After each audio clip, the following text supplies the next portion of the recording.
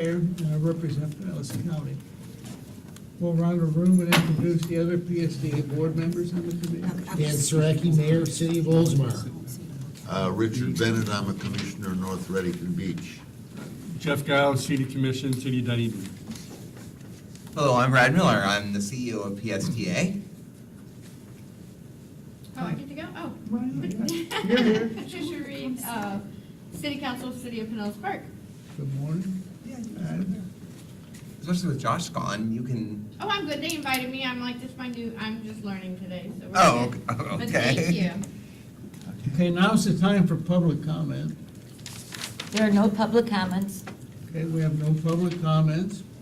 Thank you. Now for action item. I'll move that we approve the June 15th minutes. Second? Okay, we have a motion and a second. All in favor, say aye. Aye. The motion passes. Next up,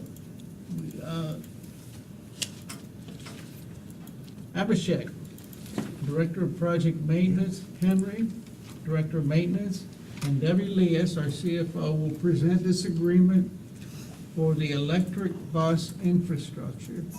Abhishek?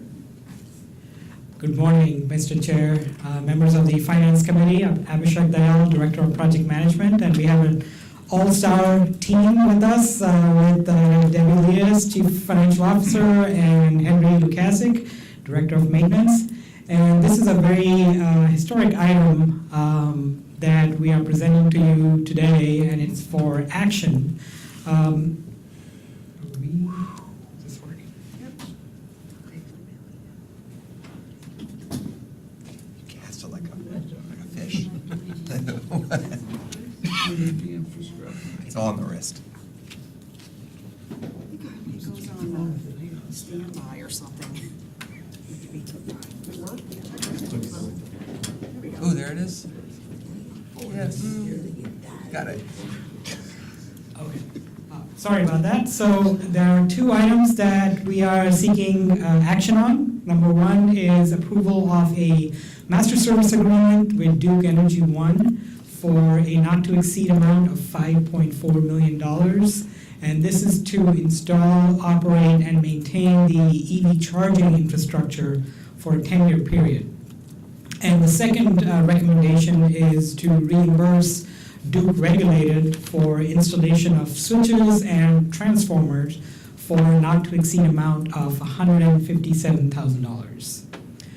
So as you all know, we have been embarking on a journey to transition our fleet to all electric. The PSDA board several months ago, they approved a 5-year contract with Gillig to purchase 60 all-electric buses. And what that does is it increases our fleet size from just 6 that we have today to 68 buses. So that includes the 60 that we just ordered and 2 additional buses that are pending from a prior contract. And so all of this requires a very significant electrical infrastructure and installations, including EV chargers, switch gears, utility rooms, etc. I should also say that our current electrical infrastructure cannot handle all the additional 12, 14 buses that would be arriving starting next year. So we really need to upgrade our electrical infrastructure to accommodate those additional buses. So you might have seen this graphic before. A few months ago, I talked about the fleet transition plan, and you can see we started this all-electric fleet investment back in 2018 when we only had 2 BYD electric buses. Since then, we are now with 6 electric buses, and starting in 2024, we'll be at 20 electric buses. So a very substantial jump in all-electric fleet. We're all very excited about that.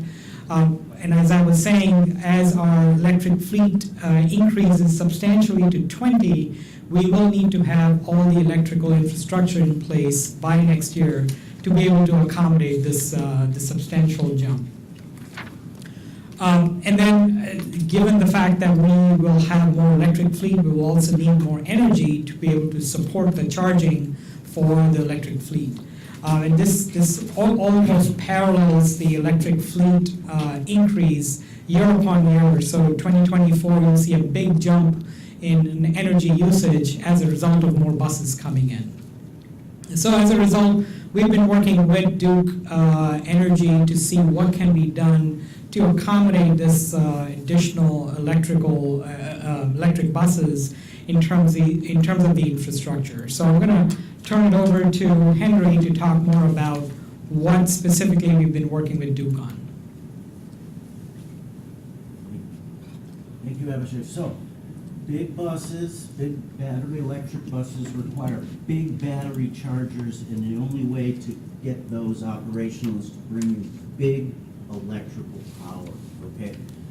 The easiest way, I know this looks confusing, the easiest way to sum up the scope of this work is this simple diagram. So on your left, you see basically who provides what. A lot of Duke providing things, and then of course PSTA is going to provide the physical chargers.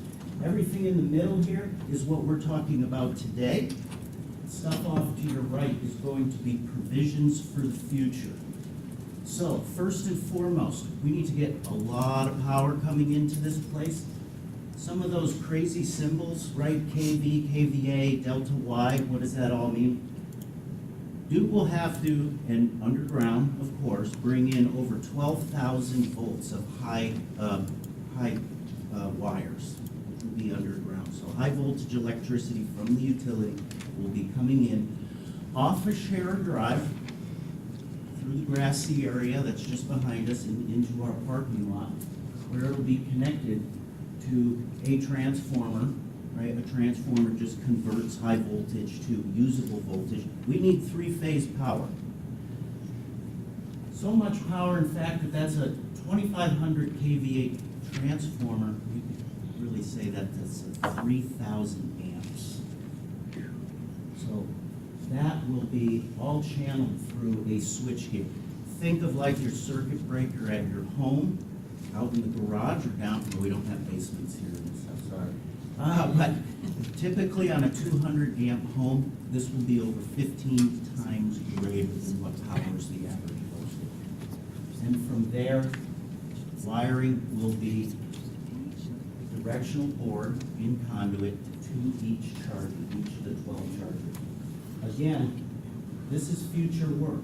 We're going to make provisions under phase one to leave the options open to account for all of this future work. So to quickly look at where is this happening, for folks that are familiar with the layout of our bus lot, where we park all of our buses. So this is Sharer Drive right here. This is where those high voltage lines will come in to right here, which is where transformers will be placed. And over here are our rows of buses. I want to come over here to this diagram, which kind of clears it up just a hair. These represent transformers. So for 60 buses over time, we will need 5 transformers because each transformer can accommodate up to 12 buses apiece. So that's why this is in phases. What the red box and what the blue box represents are the individual phases in groups of 12. So phase 1 will be charging stations 1 through 12, and they will be positioned in rows A, B, C, and D through this transformer. Now why go across 4 rows instead of going across 1 row? Directional boring. The shortest path between 2 points is a straight line. So think lots of underground conduits. So if you can do straight borings, it's much easier than doing borings that go like this. And then of course, phase 2, and you can even say phase 3, 4, and 5 in the future, transformer 2, 3, 4, 5, 60 buses. So that's kind of the technical aspect of it.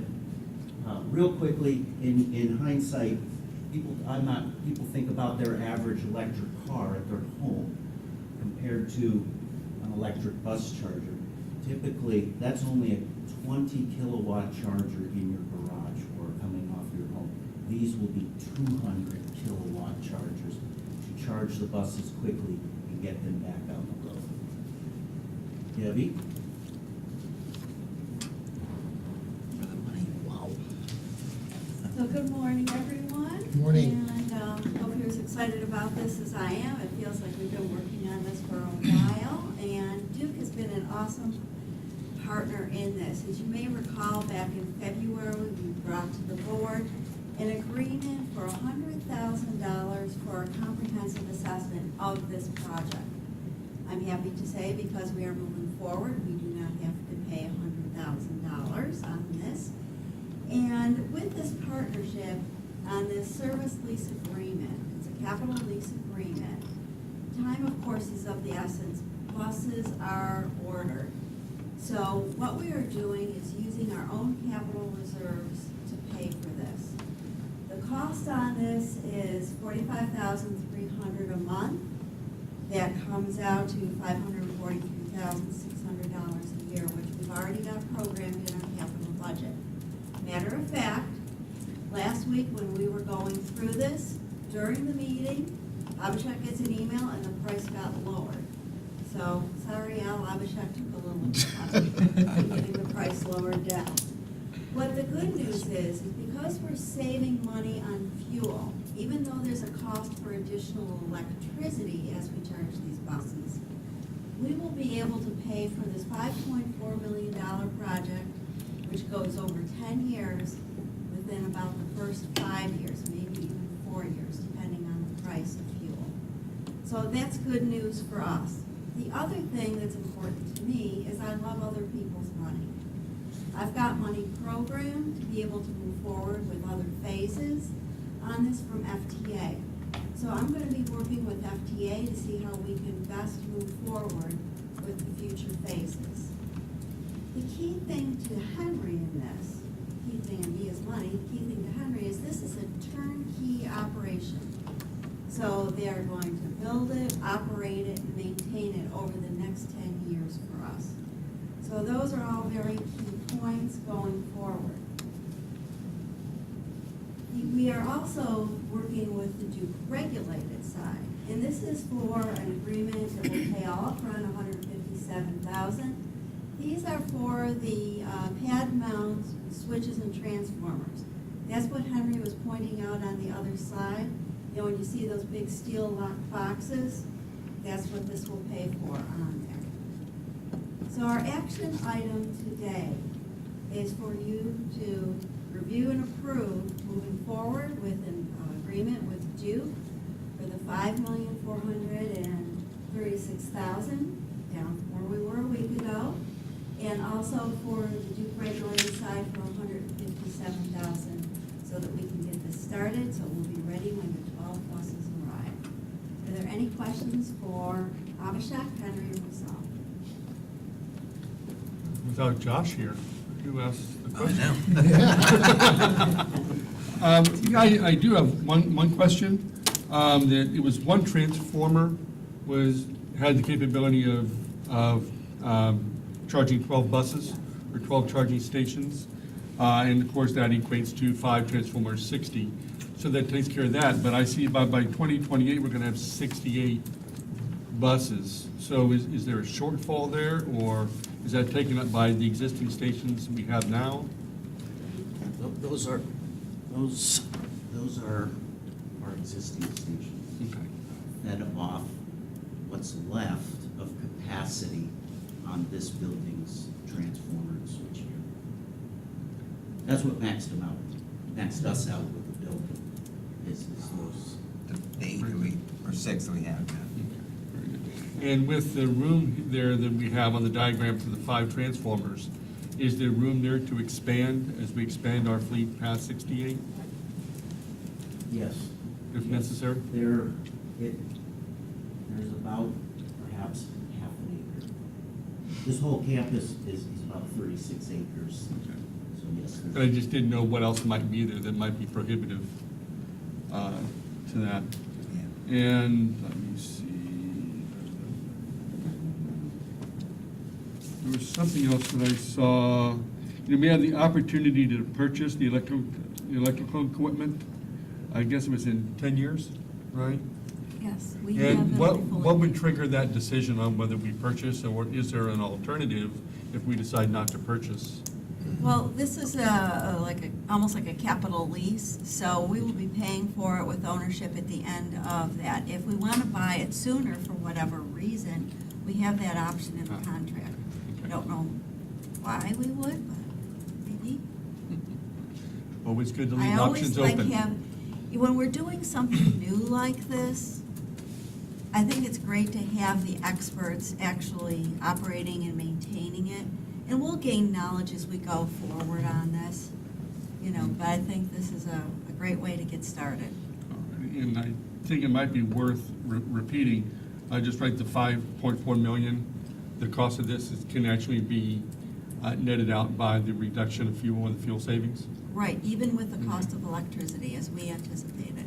I'm just thinking that's important for the public to know.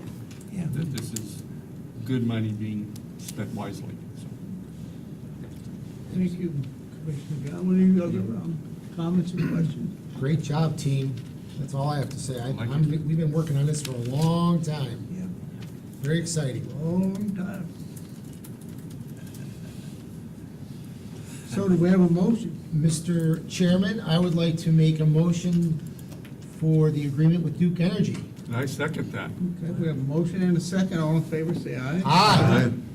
Opposed? None. That motion passes. Thank you all for your hard work. Debbie, thank you. You're welcome. Okay, now we have Abhishek. You can stay right here. All right. Yes. I'm going by my script right now. And you can update us on a small contract value adjustment with H.W. Lochner, Inc. Yes, good morning again, Mr. Chair and members of the Finance Committee. Again, Abhishek Dayal, Director of Project Management. First of all, I'm really happy to, again, say that we're making really good progress on the Sunrunner project. You might have heard, and some of you participated in the opening announcement. So we're looking at October 21st for opening of the Sunrunner. H.W. Lochner has been a critical part of the team that's been working with our contractor and our construction management team. They are the design firm that we brought on board back in 2018, primarily to do the engineering work. But during construction, they've also been supporting construction by reviewing all the submittals that the contractor provides. They respond to requests for information.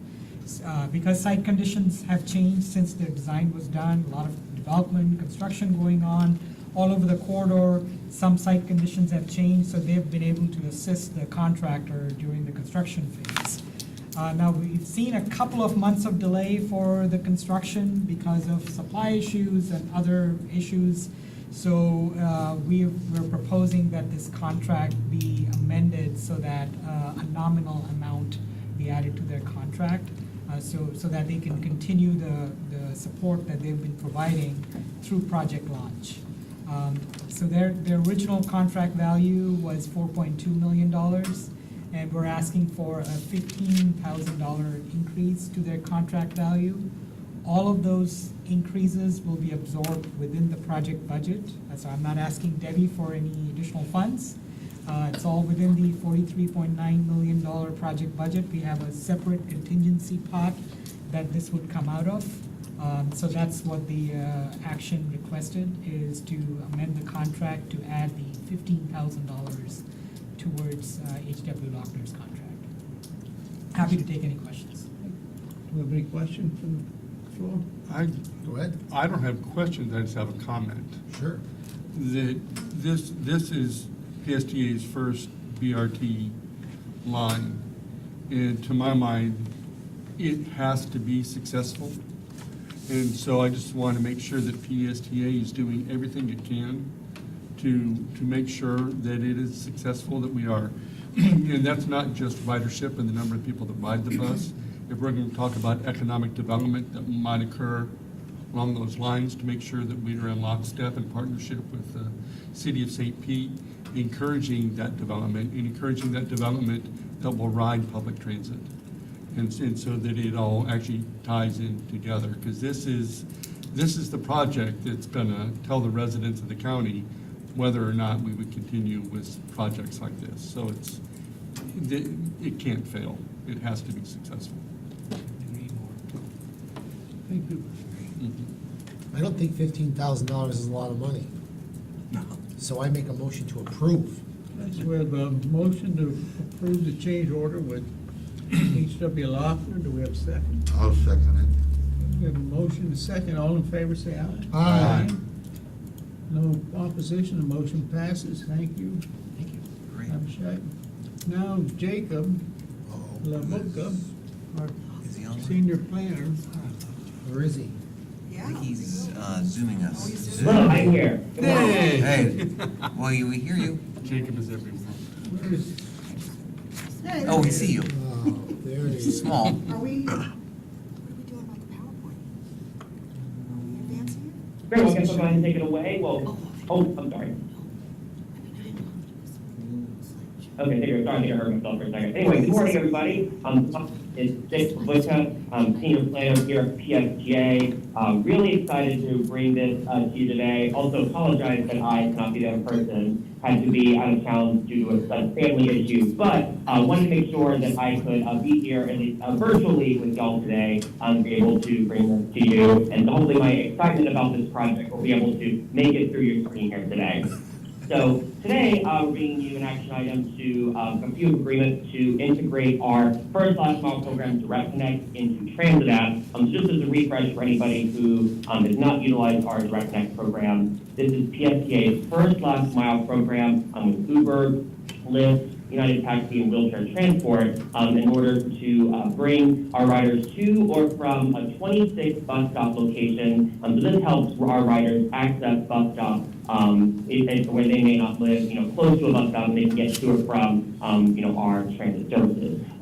So today, we're recommending approval of an integration and data sharing agreements with TransApp in order to move forward with our FTA-funded project through the Accelerating Innovative Mobility Program, or AIM program, in order to get this going. So just a little bit of background on this. So we previously, we received a grant for $120,000 from FTA for this AIM program to integrate Direct Connect into TransApp. Some of you may recall our Mobility on Demand grant program, or sandbox program that we won from FTA a few years ago. So this AIM program, I kind of like to say, is the sequel to the sequel to the sequel of the sandbox program. It's gone through a few iterations, and now it is the AIM program. So we're getting $120,000 from FTA, and our local 20% match is going to be provided in kind by TransApp in the form of development costs. So to borrow an acronym for Debbie, this is entirely an OPM affair, or using other people's money. So that's obviously something that's really great about this project, and we can do this at no cost to the FTA. And so to move forward with this, PSTA and TransApp have been working on 2 different agreements to move forward with this. So we drafted what we call an integration agreement that just spells out the term of what this integration looks like. So in order to integrate Direct Connect into TransApp, we'll be integrating the ability to trip plans for Uber and Lyft trips, which account for about 90% of the ridership on Direct Connect. So we'll be integrating that into TransApp, and that's what the integration agreement spells out. And in addition, we've also drafted a data sharing agreement that just spells out the terms of data sharing between TransApp and PSTA to ensure that we're able to meet our data sharing requirements with FTA, since the AIM program is first and foremost a research grant, so we know that FTA is going to be very interested in the data that comes out of the project. Next slide, please. So just to give you a little comparison of what trip planning on Direct Connect looks like now today versus the future. So today is a sample of what it might look like for somebody in order to fully utilize our mobile app resources to plan and book a Direct Connect trip. So today, if you go to TransApp, I have a sample trip here shown on the picture on the left. So this is from the PSK location just to a random address in Short Acres.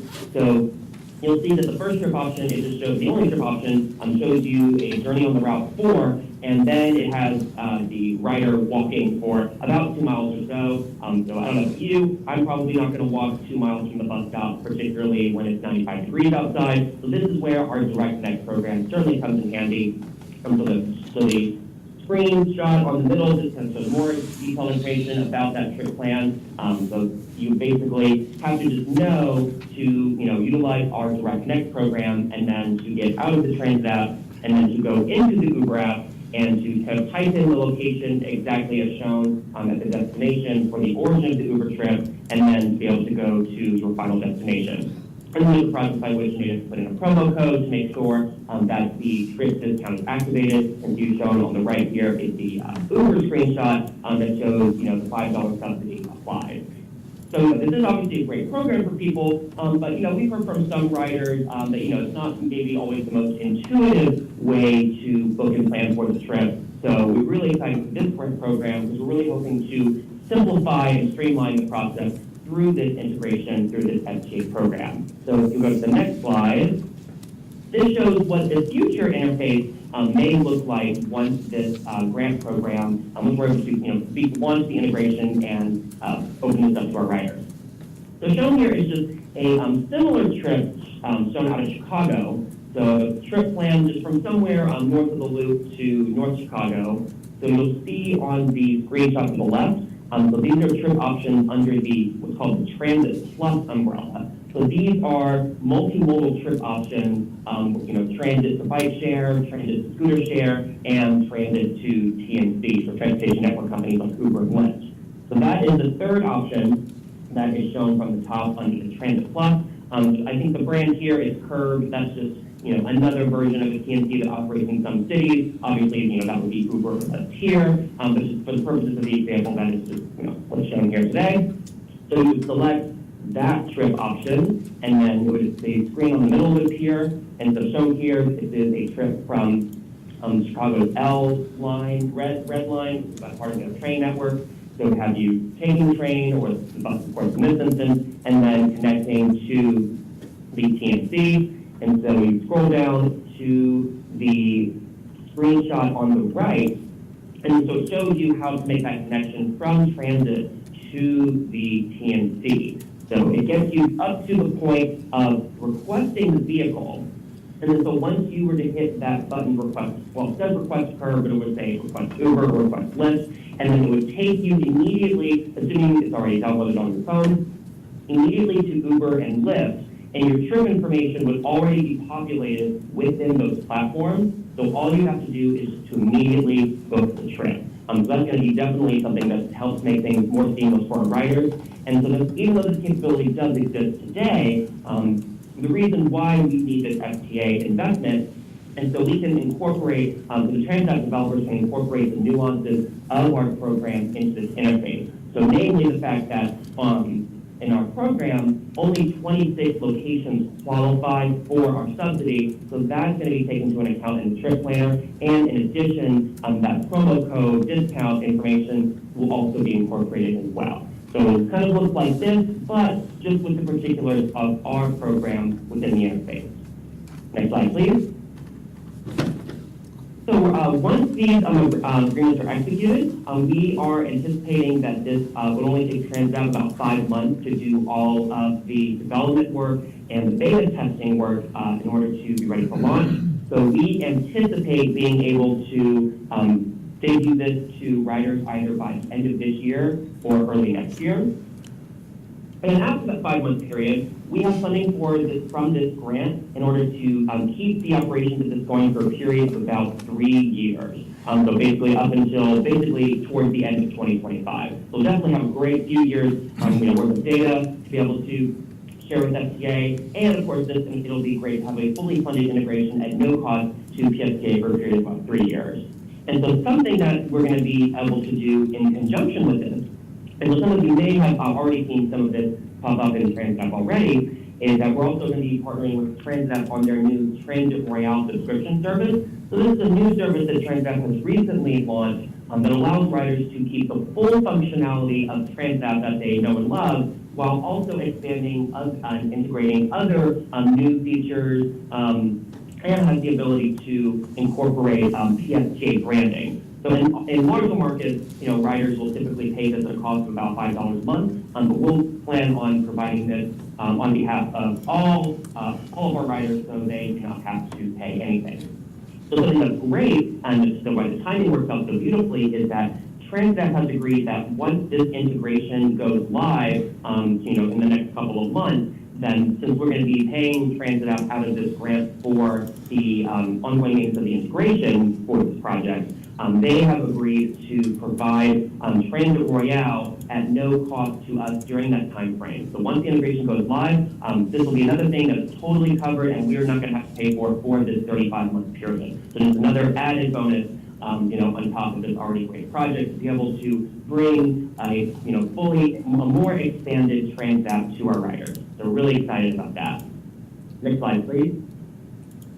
And so today, once again, the recommendation is to approve the integration and data sharing agreements with Transdev to proceed with our FTA-funded Accelerating Innovative Mobility project to integrate Direct Connect into Transdev.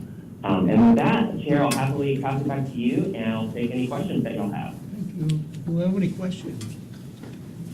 Josh, I was exhausted. I was trying to play the role of Josh earlier in the meeting. Don't, you're not ready. I'm not ready. I'm not ready. You're not ready. I appreciate it, though.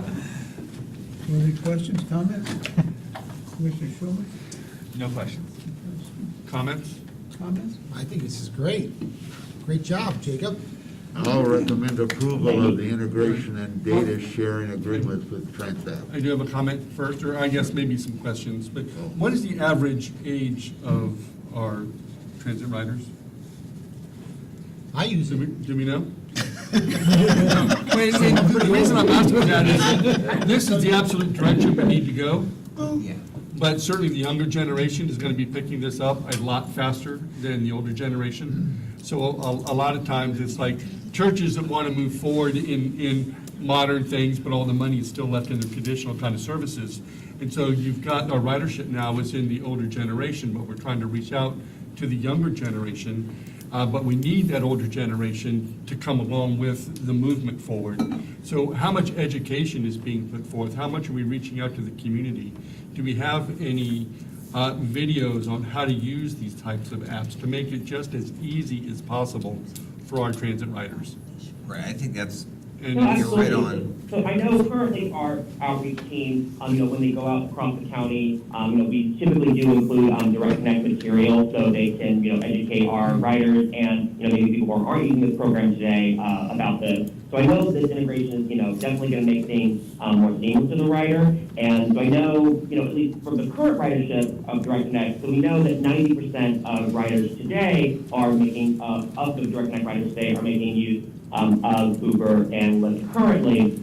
But, to your point about expanded outreach, I think one of the things that we, plan on doing while we're rolling this out, so I know there's going to be a beta testing phase of this, and so I think it would be great to, reach out to engage diverse group of beta testers, get some of those, younger folks who may be already using this, currently today, but also, I think we can incorporate some of those individuals who, may not be as, technologically savvy with apps to make sure that this is, intuitive with, folks of all ages, to be able to make sure it's as user-friendly as possible, and to be able to, design an outreach strategy once this is, fully ready to go, to make sure that, everybody knows about this everywhere, regardless of, age and ability. But, thank you for that comment, and definitely something we want to take into account as we roll this out and begin, testing this integration. And I might suggest reaching out to public libraries. I can only really speak to That's certainly Dunedin. something we can do. I certainly only speak to Dunedin, but I'm sure it happens in all of our public libraries that they hold all kinds of sessions on how to use iPads, how to use smartphones, cell phones. And so this would be a wonderful opportunity to integrate with our public libraries to have programs on how to use the different apps, or even how to ride buses, how to navigate the website, and just to encourage as many people as possible to ride public transit. Just food for thought. No, I absolutely love that idea, and I will work with our outreach and marketing team to make sure that we incorporate that. Thank you. Mr. Chair. Yes, sir. Mr. Schulman. Commissioner Schulman. Thank you. So along those same lines, do we have any reach, so I think something like this is a fantastic option for people that are also traveling to the area. Because trying to figure out transit when you go anywhere can be daunting. For example, I'm headed to Pittsburgh later this afternoon, and even though I was there for 4 years, I have no idea how to access their transit 20 years later, and it's not good. So what I wonder is, when we talk about outreach and community involvement, are we getting with hotels, Visit St. Pete Clearwater, and other organizations that can instruct their guests, people coming into town, how to, integrating these things into one platform makes it easier and more likely that other people will do it. When it was 16 different things that you had to log into to try to figure out one trip, it wasn't going to happen. But the more it gets integrated, the more we can start bringing the occasional user in that doesn't need as intensive training, but we need to get our community partners that are in front of those potential customers aware that this exists and highlighting that it's an option for them. So I just want to make sure that, as we talk about education, that we're looking beyond our normal scope and trying to capture where our visitors are coming from. Yeah, there was an No, article. absolutely. Article in the paper yesterday about the trade winds and how trade winds wants to expand, but the pushback they're getting over the impact that would have with the surrounding area with cars coming in. Well, I think that's a wonderful opportunity for PSTA to step in and say, how can we solve that problem? Let's not say no to the development, but let's manage that development. Let's be smart about it and encourage public transit. I think, and I'm new here, Cliff. No, but I think that's an excellent point. I think we can certainly leverage our relationship with Visit St. Pete Clearwater. And I think something else I just thought we can leverage is our CPAS program, where many hoteliers and other businesses, pay a lump sum to get, transit passes on behalf of their employees and guests. And so I think we can also leverage those relationships in order to make sure that their guests also can make use of this program as well. St. Pete Clearwater Airport, Tampa International Airport. And just iterating on one thing, being new here on the board, and I've been here, a minute, but trying to figure out what is offered to people for transit is really hard. And just trying to figure out even what you guys are with the apps and so forth, because I use different modems when I'm going places, but I will tell you, when just trying to learn my job being on these boards and clicking on all the social media stuff, trying to figure out how to get somewhere and what people use is really hard. Like I get very confused, so I have to call somebody and say, so what does this mean and what do we offer? So I just think sometimes we get so fancy and trying to make it look nice that we don't keep it simple for somebody to click on that Uber spot that says PSTA and say, do I qualify for that? Do I need this and that? So with the new stuff, that's just one of my things, is it is hard, and I do guardianship too, trying to even get my people places in the disadvantaged side of it is kind of hard. It just gets overwhelming clicking on all the different pages and buttons and just a thought. Yeah. Well, I tried to use no, it last week. Yeah, no, I think that's sorry, I think, that's absolutely, valid point, and you're definitely not the first person who I've heard say that, because, I think a couple weeks ago, I was counting, the full number of apps you would need to, navigate all the various, transit services, and Uber services, and TNT services that are offered here, and it would probably take, about 8 to 10 different apps, for all the various modes between, ferry services, transit services, Uber, and, whatnot. So I know something that we're interested in the long term is to the extent possible, integrate as much of that as possible within one platform, so it is more seamless and simple to use, so riders can just go to one location and be able to access everything. So to your point, it's definitely overwhelming to have just, deal with so many different apps to fully, navigate our regional mobility ecosystem. All right, Mr. Chair, I make a second for the Direct Connect Transit app integration. Okay, we had a motion from Commissioner Bennett, a second. Was there no more discussion on the board here? Okay. And a second from Mayor Sawaki. All in favor, say aye. Aye. Opposed? None? Thank you, Jacob. Great job. Thank you, Jacob. That motion passes. Mr. Chair, Yes, sir. is this going to go on the consent agenda or the board agenda? My thought would be the board agenda would, as a presentation, would make sense, so that we're highlighting that these things exist and helping other board members communicate it back to their partners. Sure. Yeah, Good. that's a good. Okay. Yeah. Absolutely. Yeah. Thank you, Mr. Chair. Oh, you haven't seen the presentation on alternators yet, too. Yeah, we Oh, got I have seen it, I have seen it. That's your favorite. Henry and Al Burns. That or the other one. Unlike the preceding future forward items, this is rather mundane and old news. So, but we still have 150 buses that use alternators, kind of like in your, well, actually, they're exactly like you're in your car or truck, just much larger. But there is a silver lining.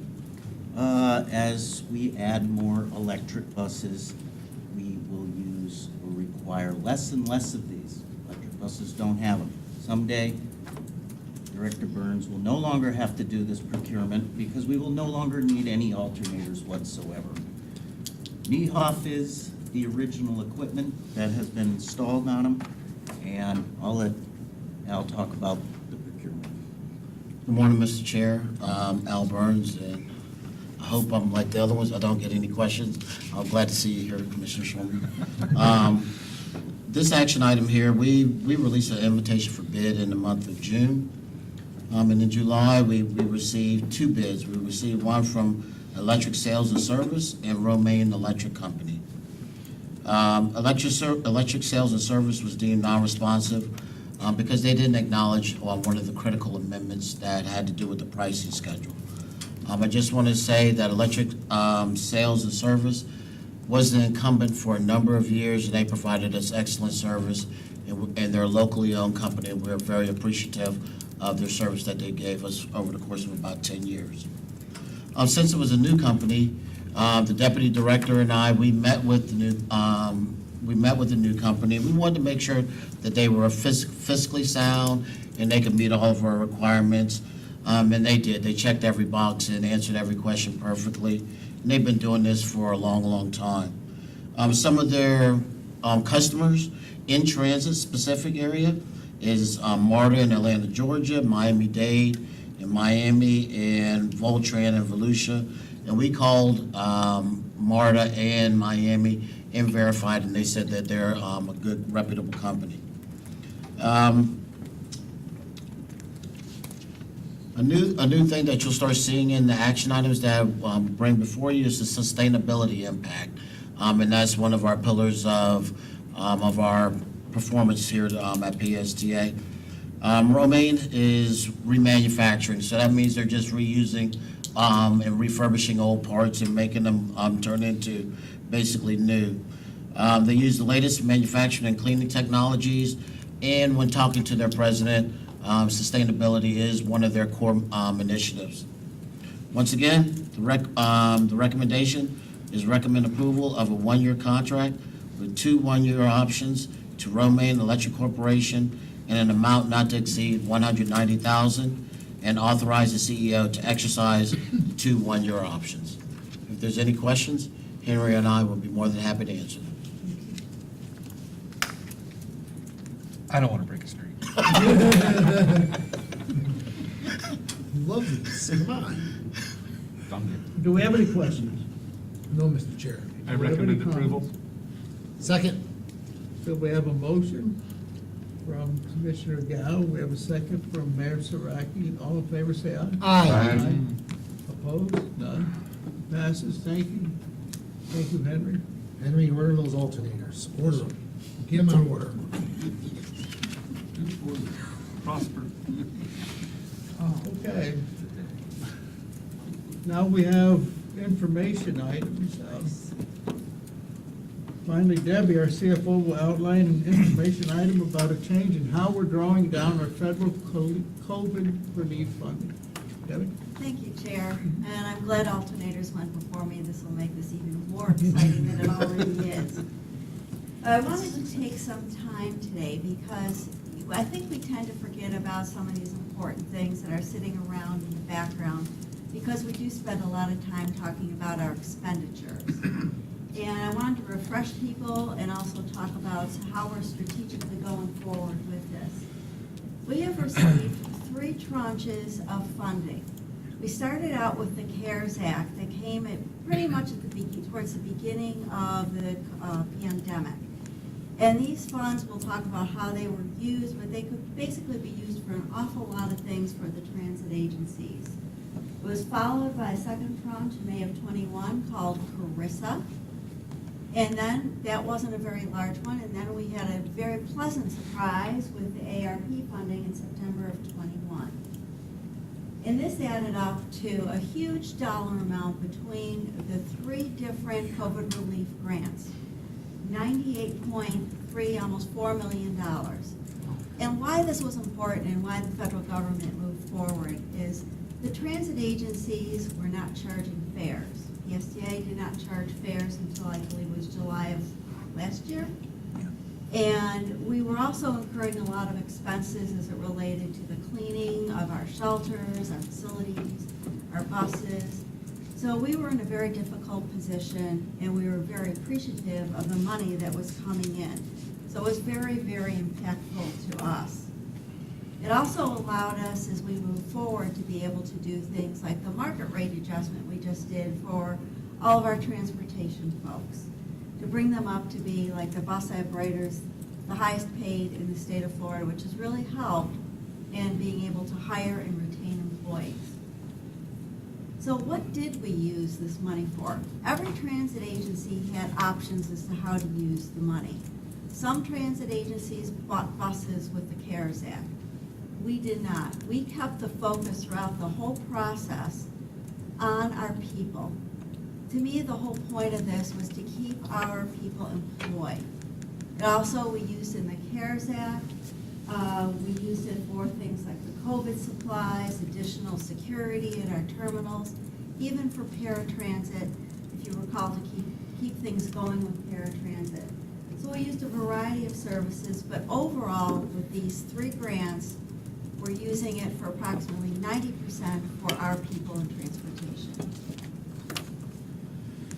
So at the beginning of this, we were worried, and when I say we, it's the royal we, but it means Debbie was extremely worried. Every call I sat on with FTA, nobody knew, and there was a lot of talk about that the federal government, even though there was no end date on these grants as to spending them, that they would pull the money to be used for the Infrastructure Act. So I went and I made sure that we were drawing down the funds as fast as humanly possible. Matter of fact, by the end of last fiscal year, out of the grants that we had at that time, the $55.4 million for CARES and CRISA, we had already drawn down just over $40 million, and then we took the whole balance of it and we lumped it into this fiscal year's budget. Now, as you know, we just went through the triennial review, and they were thrilled at how fast we were spending it. I've come to realize the federal government is not going to take away my money. You know, they're fine. So I wanted to be able to use this in a more strategic way. Also during this project, we met with FDOT. FDOT gives us money for operations as well. And I said to them, we've got all this CARES money, Carissa money coming in, and can we not spend your money so I can draw down fast on the federal side? And as good partners, they said, of course. You don't have to, we're not going to yell at you for not spending our money, but we also have a deadline coming up at the end of December on the first of the FDOT grants that we got for operations. And they had initially said to us, you know, it's not a problem. We can look to Tallahassee to extend the grant if we need to. What I'd like to do is, and what I am doing is, I'm slowing down now on the federal piece, just a little bit. And what I'm going to do is start spending the FDOT money because as good partners, I don't want to make them go to Tallahassee if they don't have to and go through all the paperwork of doing a grant extension. So what I've done is I'm going to be drawing down less money in this fiscal year from FTA, bringing in some more money from FDOT so that that money will be spent before the grant closes on FDOT's side. And how will that affect us? Well, we're going to still have a surplus this year of about $14 million, but I will be able to push over the money you'll see over here into 23 into that, and that's what we've got in the draft budget today. And I didn't want that to get lost in the weeds of expenditures. So probably within the first, I'm gonna say, 3 to 5 months, we'll have this all spent. All the COVID money will be used up, so we're still on a good trajectory with that. It helps us to match our revenues with expenditures in a better way. It also helps our partners at FDOT to avoid a little bit of paperwork process. So this is an information item, but I wanted to bring it to your attention because I feel sorry for Julie going forward. Every month she is going to get up here and say, we're below budget on revenues for FTA. We're above budget on FDOT. But overall, you'll see that we'll still have a huge surplus for this year, but I'm pushing that money into the beginning of next year. I know it sounds a little crazy, but it really works on matching revenues and expenditures in a much better way and helps our partners. So with that crazy update, is there any questions, Mr. Schulman? Actually, the only question I have is on those monthly reports, is there a way, is there a possibility to have an adjusting entry that just explains that? We do have an explanation next to everything, and maybe we could show it in a different way on there going forward, just to sort of bring it to the attention, but kind of see what it looks like without that in there, if that makes sense. It does. I just, we oftentimes get, timing issues with all sorts of different items. like property But if it's an tax. ongoing thing, I'm self-aware enough to realize that I might not remember this. Right. And knowing that there's an entry that's adjusting for the two, or it's shown a little differently or shown side by side, or to show that one's offsetting the other sort of thing, can make it easier, a couple months from now when we don't remember. Or if there's other board members pulling up their packet and didn't Right. necessarily, Okay, we'll get find a on way to show it on the front page of our monthly reports, Okay. so that it becomes very clear. But are there any other questions on this? I have a little Go ahead. kicker to ask Abby to. More like my wife. Debbie Abby? to describe. I just called you Abby. I don't know. work wife. As the board, as you might recall, our friends with our union have watched these PowerPoints and this kind of thing, and sometimes get a little confused when they see a presentation like this, that we have $25 million sitting in the bank unaccounted for that we're hoarding. Can you explain, just remind folks, that we have, how we're spending this money? Yeah, let me just go back to this. It is an excellent point, Brad, because it's not just our employees, it's also vendors who also look at things online. Come to Al and say, you've got money, can you pay me more? And Al goes through a rigorous process to make sure it's legitimate. But all of this money, as I said, it's being eaten up pretty fast through paying for our transportation folks. I have a tiny little bit paying for Pam, who manages the grants, but everything else is going to our operators. I don't have 25 million in the bank extra. I don't have 70 million in the bank extra. I don't have a lot of extras. So all of this, as I show on here, 90% of it is paying the salaries. 90% of this is paying the salaries. But we appreciate the fact that we did have this money to be able to address the situations that have been brought forward to us. Did that answer the question from? Yeah. No, it was good. I've got a new name now, Abby. No, I kind of like the idea of spending the money quickly, I spending do. the money as fast as possible, so that it wouldn't be a situation where we had it left out, sitting in our Right. account.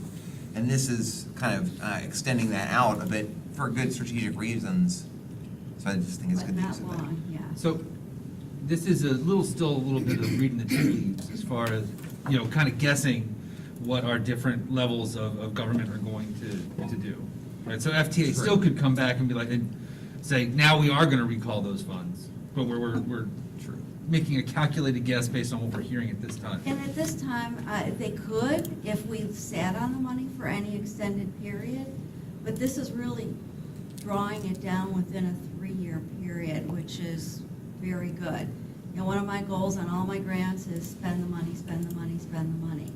Because FTA gets graded, just like we do here on our performance indicators. They get graded on how fast the grantees are spending their money, because they don't want to waste their money giving something to a grantee who is not using it. Because I have seen money swept out and given to other people, and that happens many, many times. And they also get graded on, are they spending it correctly? And PSTA certainly does. Well, and I just want to highlight that point, because I also know there's other folks that listen in and hear the phrase "spend the money, spend the money, spend the money," and it's not frivolously, right? It is on things that we need. It is on things that are important. It is just allocating the resources that we have available to us in the most efficient way possible. Right. So it's not just spending for the sake of spending. It's choosing which funds to draw from that are most operationally efficient.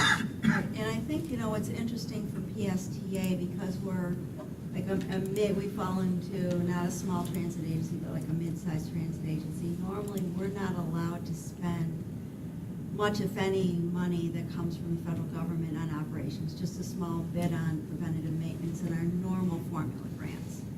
This has given us an opportunity here and has helped us to save our capital dollars for capital things like buying electric buses going forward. I mean, I'm constantly thinking, and like I said, I know some transit agencies bought buses with this, and I'm like, but you already get money for buses. Why would you do that? Why don't you help yourself? That's just me. Or you wind up like an agency that had a large grant to buy buses at one point in time, and then when it came time to replace those buses, you didn't have quite the same pool of money to draw from, which we've experienced. Yeah. Good point, thank you.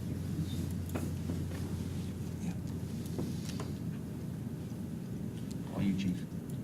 Okay.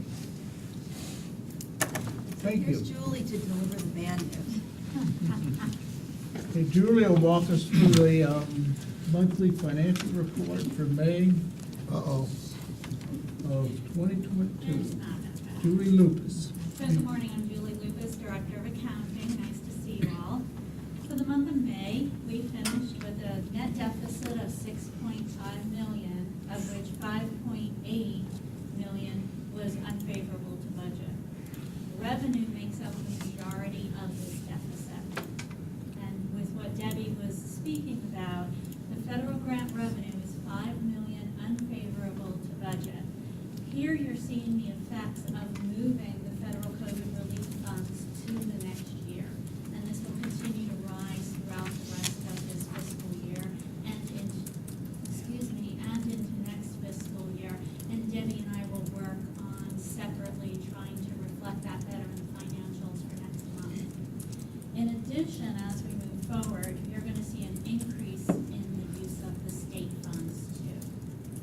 Expenses came in at $440,000 unfavorable to budget, mostly due to the diesel fuel prices being high at $375,000 unfavorable to budget.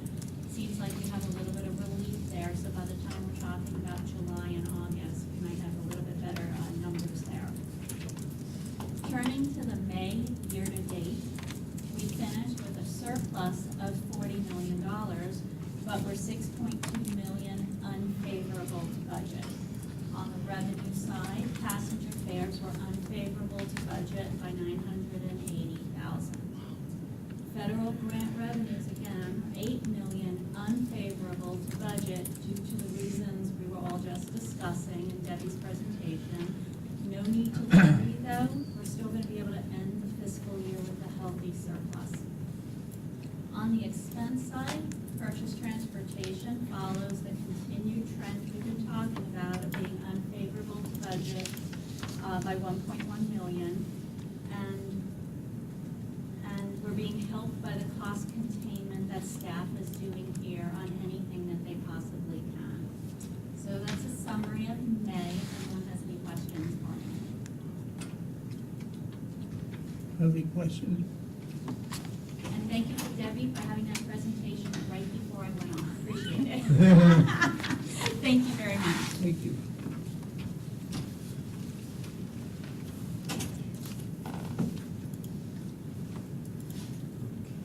Debbie, you want to talk about the quarterly PSTA contracts report?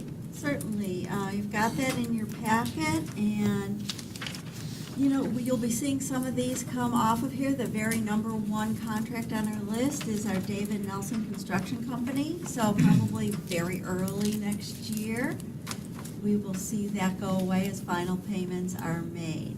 So we've got an exciting October 21st launch of Sunrunner, so very excited about that. And there's really not too much. We've just approved the Cigna contract at the last meeting. And if there's any specific questions on a grant, on a contract, I'd be happy to take it.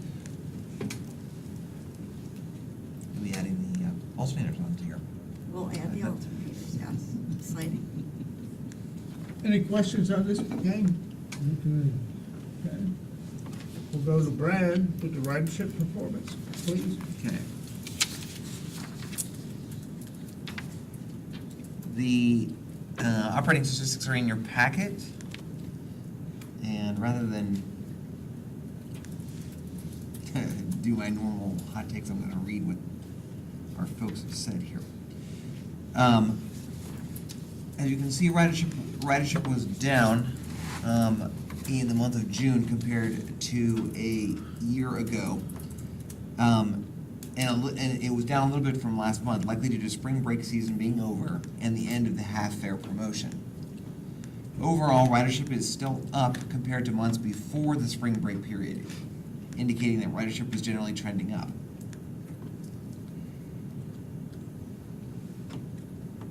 I think you can see that. I looked at this a little bit yesterday.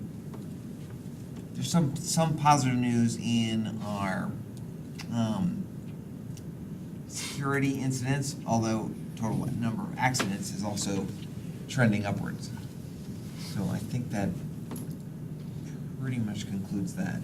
The mobility numbers, as we've been reporting, they're essentially flat or growing a little bit when you combine the two lines, access, passengers, and mobility programs together, which is more comparable. Basically, we're seeing a shift toward people taking other kinds of mobility programs than the traditional paratransit. And that leads me to the second report that's in your packet, which is our access tracking form, which things are still looking pretty good for the month of June. And I want to give a little teaser to a presentation we'll be making to committees and to the board next month, talking about some of the future, some of the pending things we're rolling out with the new program. Although we had a discussion about the proliferation of apps, we have a rider-facing app for the first time in our history for our PSDA access customers, so that rather than having to phone in their reservations, they can. Some folks will be able to just hail it right on their own phone, which is also nice because then they can make a reservation 24 hours, 24/7, rather than during the hours in which we have the phone room open. So we're making good progress on this. It was good to see that our efficiency ticked up a tiny bit in the month of June too. So that's positive there. But stay tuned to next month for that. Happy to answer any questions on anything you see in the ridership stats. Mr. Chair. Yes, Commissioner Shulman. Thank you, Mr. Chair. On the operating statistics, really the question I have, and I know we've talked about this before, is trying to understand whether our ridership changes are specific to our organization or how it compares to other agencies and national trends among ridership around the country. And I know we've talked about trying to, sometimes we get a comparative or a little bit more detailed analysis on what those national trends are, because it's hard to judge, our agency's operations, whether there's any individual issues that are specific to us, or if this is part of a larger national trend that is just something that we're all experiencing. There's not much we can do about what those things are. And I don't have that comparative here to understand that. I think it would be a little bit challenging to get to provide something that was really meaningful, apples to apples, every single month, on a monthly basis. I'm trying to think. I mean, I know that the American Public Transit Association does collect and they report quarterly nationwide trends. Like every quarter, whether ridership over the entire United States was up or down, or what's going on by different modes and stuff. Well, I think and then we have the benchmarking data. Well, any of those trends would be helpful, and I know in the past, pre-COVID, we had an explanation at the bottom of the ridership that said how much of this was due to weather or due to, that kind of gave us a little bit more context around the numbers to know whether there's something we should be really kind of pulling the cover back more. The only thing we've had is this COVID-19, weekly ridership numbers, and those haven't, other than the change, it's not giving us a lot of current context. It was important comparative a year or so ago. But I'd like to, I'd like some help in understanding whether this is something that is systemic and therefore not something that we can really jump into, or if there's highlighting some interesting things that we need to be looking at specifically with our agency. Can I just jump in? It's interesting. I just got an article the other day on one of my governing newsletters that talked about how public transit has seen a decrease because of remote working. There's been a significant amount related to that. And I think, though, this is one of those things where Brad and I have had the conversations of, with the economy being in such flux, I think we will also see a bigger increase of people coming back to public transit to save money.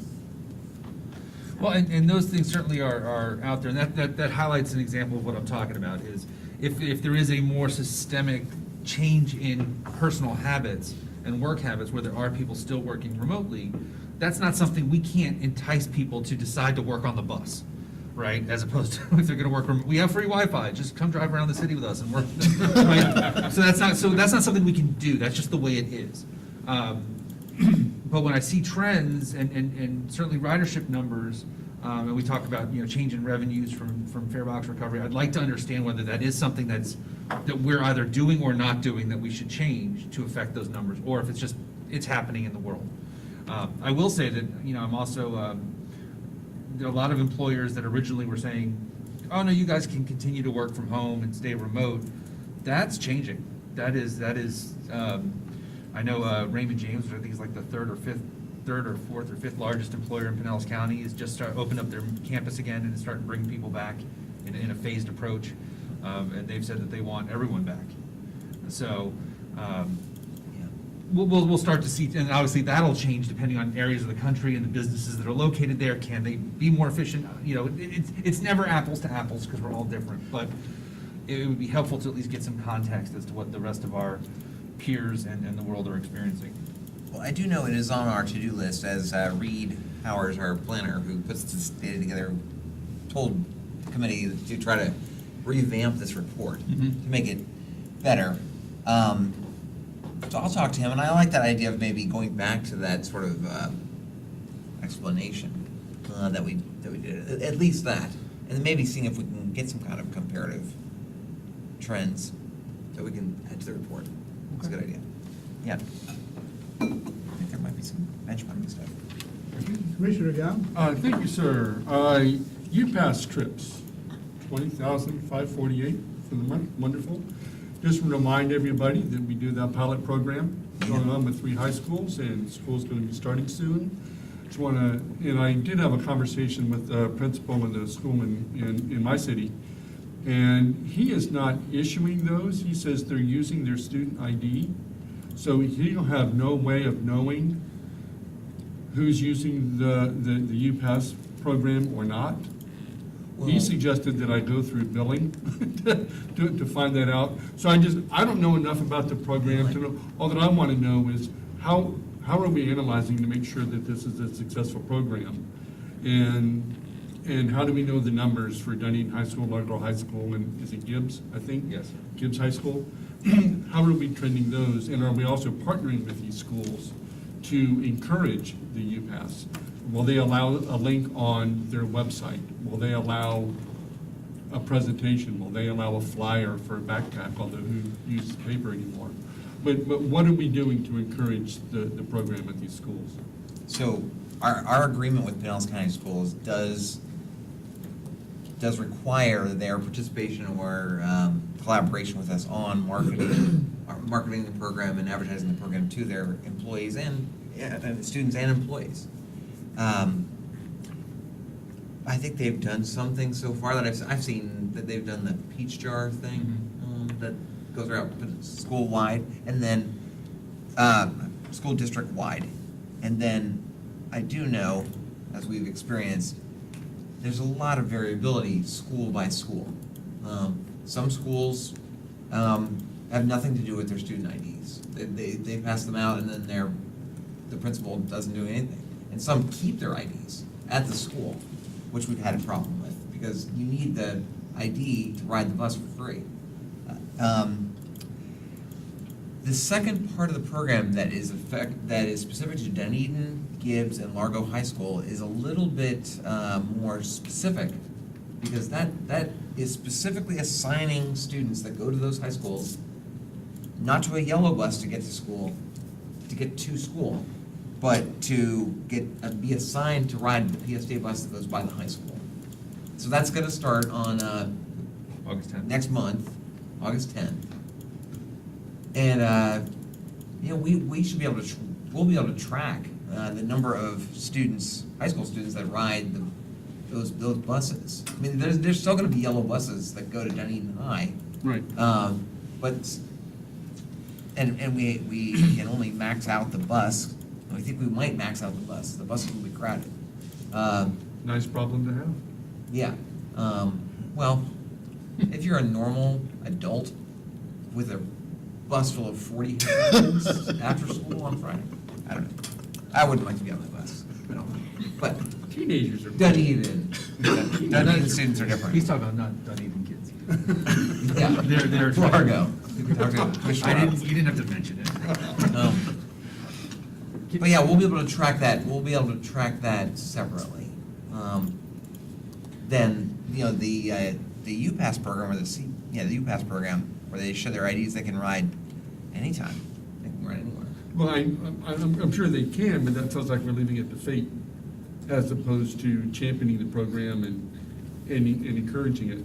And we don't need to talk about it need to offline. Is there something that I can do to encourage Dunedin High School to use the program? Is there something that we can ask the principal to do? Is there something, be more than happy to, this is a wonderful, wonderful opportunity that I would not want to see slip through our fingers. May I interject there? Yeah. So, I love the outreach idea. I mean, that's where all of this is going to work. So a couple of things before the UPass program is live at those schools. Right, so parents are probably gonna get a postcard showing that they're assigned a PSTA route, I'm guessing like they get for any other school. Are we also planning on providing materials or having the school send out information to those parents about what that actually means? Because it's gonna be different for those parents. Are we going to have at the school's open house, a booth at those 3 schools saying, hey, if you're assigned, this is what it means, this is how it works, because we're gonna have parental questions, and this is a pilot program, so we need to kind of come with our A game and over-anticipate their potential needs and concerns, so we get a good run. And I also think, and we've talked about this at the School Transportation Safety Committee meeting, I don't know if PSTA has reached out to the county PTA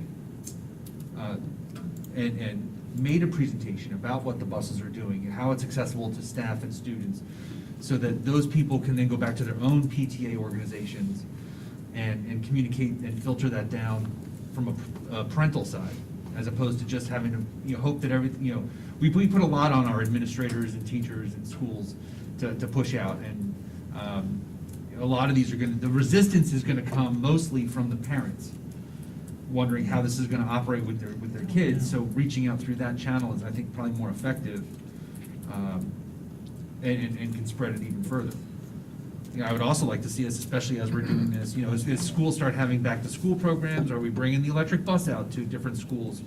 And saying, here's the bus, here's how you sign up, here's what you do. Like, capture our audience where our audience is gathering, seems like the best way to go. And it's July, school's gonna start before we have our next finance committee meeting. And so we're kind of running out of time to be able to have these plans in place on the outset. So I appreciate Commissioner Gao, my board brother from another mother sort of way of thinking about these things. But that's important stuff, and everyone's going to be, as the school season starts getting going here, it's going to start really ramping up. And I can only imagine being a parent getting a postcard saying your kid's assigned to a PSTA bus, and going, what? Because they haven't been paying attention, right? They're living and doing all the other things the parents are doing. And I don't mean to say they're not paying attention in a negligent way. They just have a lot going on, and it was something they never would have thought of, right? They just get their it's whatever bus number comes on the card. So we need to be a little bit proactive with that to reach out to those parents and bring them on board so that we can have a successful pilot program. Well, hopefully Pinellas County Schools will be aware of that need. Is there a way to put it on the school portal where they log in? The focus? Possibly. Yeah, because when they log in, when they can it's see really the the bus number, responsibility they of can the see all school, that. right? Yeah, when they log in, maybe we give them a link to read about it. Well, but transportation. We're operating the bus, I mean. Well, but the transportation department is the one that assigns those things. So Yeah. if there's a, and while we're operating the bus, though, as we were talking about creating videos or how-tos for our other riders and transit users, we need to be able to provide that education to parents and students specifically for this program. So whether, I don't know whether we're creating a video about what, why we're doing this and how it works and how it's better for the students, so that, that link is available to click over and find out more information. Or, it's if we leave it up to just administration, then we probably, and this is nothing about administration, they just have too much to do. We should probably just, say, hey, we tried it once, and then just be prepared to shut it down for the next year, because it needs to grow organically from the users. And that's who I want to reach. And if PSTA has something to gain from this, we need to be that vendor that's in their face about it, bugging them to promote it, pushing them to promote it. We have a lot to gain. We have a lot to gain from this. We have a lot to gain in terms of, informing and promoting public transportation as a transportation alternative for folks in Pinellas County. Yeah, right. Young, impressionable We folks. are indoctrinating Absolutely. a generation of transit riders. We are. That's amazing. We need to make it efficient, quick, cool, fun to ride, something they encourage, this is, because it trends quickly. And if it's better than a school bus, which it certainly is. I do. Just the reality is, as we reported last month, the school system is, and I think you reported too, the school system, the transportation system is implementing a new software for school year 2022. And so I don't know exactly. I think the whole process that they've gone through for the last, at least my kids, 10 years, where they send you a postcard at the beginning of the school year telling you what bus you're assigned. And it looks like it's printed out like on a typewriter kind of thing. That's all changing or being upgraded. Hopefully there will be an opportunity to get some more information out for these 120 pilot students that are going to be assigned to PSTA buses at these 3 schools. I just know if we don't ask for an opportunity to reach out to those families to help them understand what's going on, then we could look back and go, that was a missed opportunity. Okay? Well, I know, right. And we're here on the front end of it, I'd like to not miss that opportunity. I'm right, they got new software. I know that we're busy doing our thing and they're busy doing their thing, but there's a Venn diagram that's got some crossover to it. So being that external vendor for them, educate ourselves, how is your software working? And then what can we do? It's like any other salesperson. What are you using? Hey, we've got this product that can help you out. We should be doing the same thing because we have something to gain. I'm off my soapbox.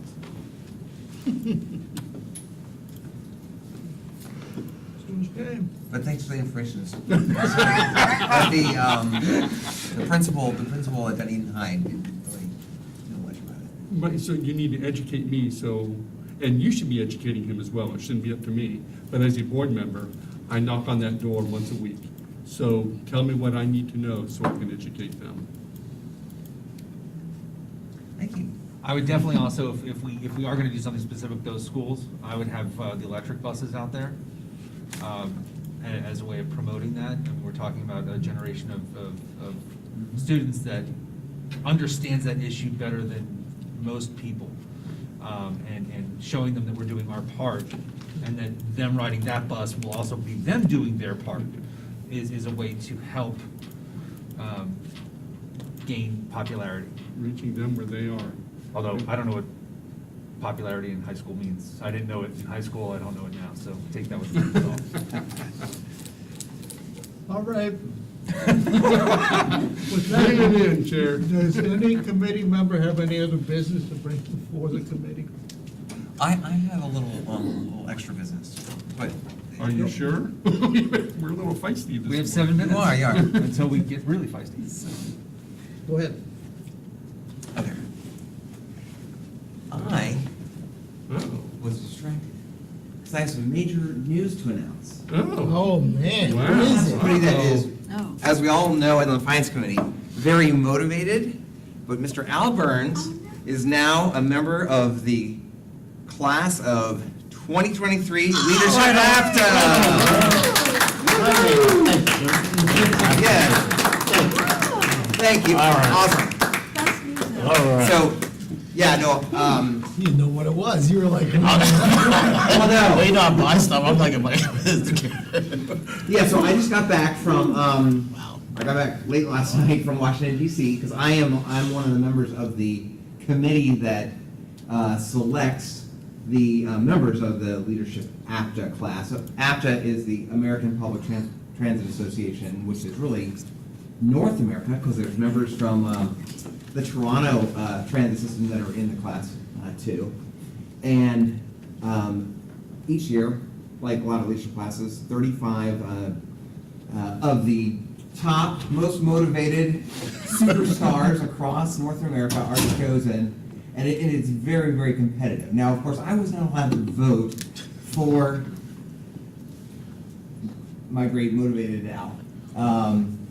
If somebody, if a candidate works for your agency, then you don't get to vote for them. But it was a slam dunk. It was great. Al's a member. It's a really honor to, of course, have Al be there, joining the ranks of Abhishek, who is a graduate of the class, Heather Sobich is our most recent grad, Trish Collins, our HR director, Cassandra, James, and myself. Yeah, it's a really great program. I'm really honored.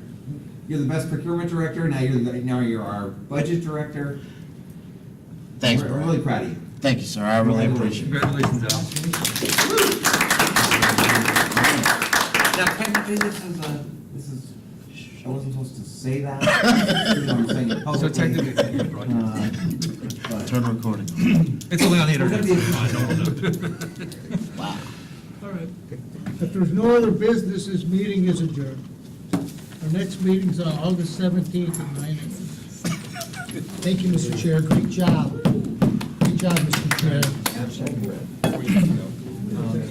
When is the board meeting? different users. I'm thinking about the Came out of the day and I looked around and Do we have I any was on here and there was nobody else gonna be here. on a We're all, It came upstairs. Yeah, I'm in the West, I'm not really. Post the event. Right.